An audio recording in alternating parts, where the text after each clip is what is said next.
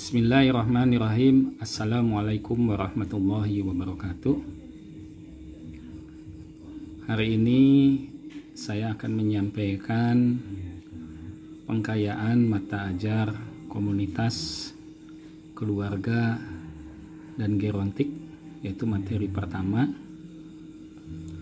Sebelum saya membahas tentang mata ajar komunitas, keluarga, dan gerontik, mari kita simak bagaimana kita akan menghadapi uji kompetensi nasional. Ada yang perlu beberapa diketahui oleh seluruh mahasiswa, yaitu bagaimana strategi ataupun langkah-langkah ketika kita akan melaksanakan uji kompetensi nasional. Mari kita simak slide pertama. Nah, tujuan dari pengkayaan ini agar teman-teman yang pertama mengetahui tentang strategi soal uji kom itu seperti apa. Biasanya soal uji kom itu berbasis kasus dengan pendekatan asuhan keperawatan atau yang dikenal dengan soal VNET. Nah, soal itu terdiri dari 3 bagian besar. Yang pertama, soal itu sendiri. Yang kedua adalah pertanyaan soal dari sebuah kasus. Yang ketiga, jawaban choice atau pilihan dari pertanyaan soal kasus tersebut. Nah, untuk soal, mari kita bahas. Untuk soal biasanya terdiri dari data demografi, keluhan utama klien, keluhan utama pasien, ataupun data-data keluhan masyarakat. Biasanya kalau di komunitas juga ditambah data pendukung. Misalnya contohnya seperti ini. Di mata ajar gerontik atau keluarga. Seorang perempuan usia 65 tahun. Nah, itu termasuk ke dalam data demografi. Berarti kita tahu bahwa perempuan ini berusia 65 tahun.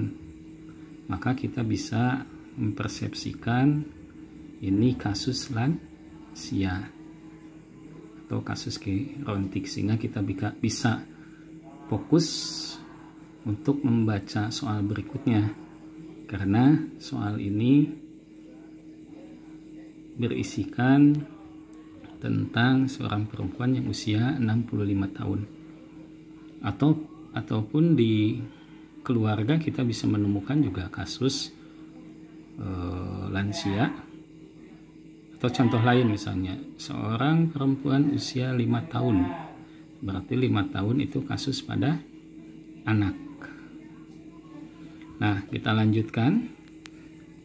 Setelah data demografi, ada keluhan utama.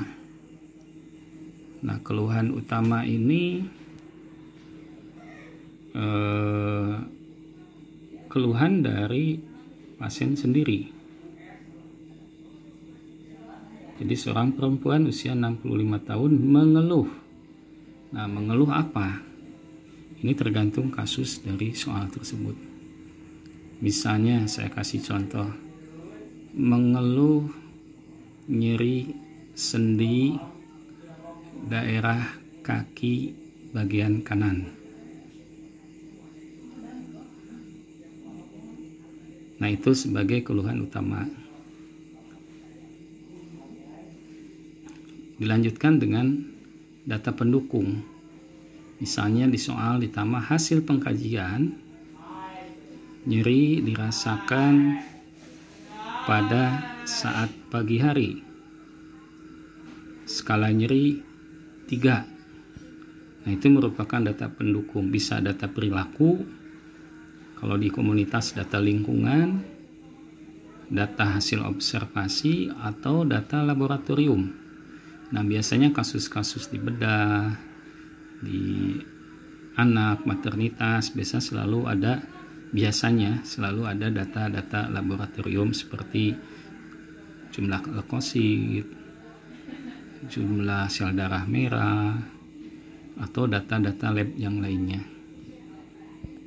Nah, itu merupakan soal kasus. Pertanyaan lain misalnya, bagaimana kalau di komunitas? Kalau di komunitas biasanya data demografinya contoh saja, ini hanya contoh saja. Misalnya hasil pengkajian mahasiswa profesinis di wilayah X. Nah, di wilayah X itu data demografi diperoleh banyak masyarakat yang buang sampah ke selokan sekian persen. Itu contoh saja. Hasil pengkajiannya misalnya diperoleh data kasus diare sekian persen, penyakit kulit sekian persen. Nah, itu data lingkungan ataupun data perilaku ataupun data observasi. Itu hanya contoh. Nanti itu akan di materi berikutnya. Yang kedua ada pertanyaan soal. Setelah soal kasus tadi ada pertanyaan soal. Nah, biasanya pertanyaan soal ini diarahkan atau difokuskan kepada tahapan manajemen asuhan keperawatan. Biasanya yang paling banyak, bisa saja pada etika, budaya, spiritual, ya aspek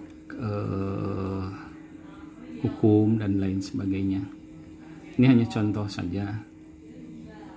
Misalnya setelah kasus tadi ada, lalu ada pertanyaan, dan biasanya contoh saja ini, apa diagnosa yang paling utama pada kasus di atas atau pada klien tersebut? Atau juga ada pertanyaan intervensi apa yang paling tepat atau bentuk evaluasi apa yang paling tepat. Ini hanya contoh saja bentuk pertanyaan soal. Nah, karena biasa pertanyaan soal lebih diarahkan kepada tentang asuhan, tahapan manajemen asuhan keperawatan biasanya. Kita lanjut. Yang ketiga adalah choice atau pilihan dari suatu jawaban kasus tersebut. Biasanya pilihan ganda terdiri dari 5 pilihan. Ini hanya saya menyimpulkan saja beberapa cara pembuatan pilihan ganda. Nah, biasanya satu rumpun, tidak ambigu, tidak ada pengecoh, dan jawaban tidak dalam soal atau sebaliknya. Contoh misalnya di keluhan ada nyeri, di pilihannya ada pilihan soalnya misalnya ada gangguan rasa nyaman nyeri. Nah, itu merupakan jawaban ada di soal. Ya, itu biasanya jarang ditemukan gitu, sehingga mahasiswa NES kompetensinya bagaimana bisa menganalisis suatu soal. Ini contoh saja. Jawaban biasanya satu rumpun. Misalnya kalau soal di atas tentang misalnya pencernaan, biasanya pilihannya juga tentang kaitan dengan pencernaan. Ini contoh saja, misalnya pilihan kebutuhan nutrisi, gizi seimbang, penata laksanaan menu makanan, pendidikan kesehatan makanan sehat, pemenuhan makanan 4 sehat 5 sempurna. Nah, itu satu rumpun yang berisikan tentang nutrisi. Jarang ada yang berbeda-beda, karena mahasiswa kalau ada jawaban yang tidak satu rumpun itu memudahkan untuk mengisi. Misal contoh A, gangguan rasa nyaman nyeri, B, gangguan gizi seimbang, C, gangguan keseimbangan cairan elektrolit itu kan berbeda-beda, itu jarang biasanya ditemukan. Nah, selanjutnya mungkin ini slide terakhir, yaitu tentang pelaksanaan uji kom. Yang pertama, mohon maaf, yang pertama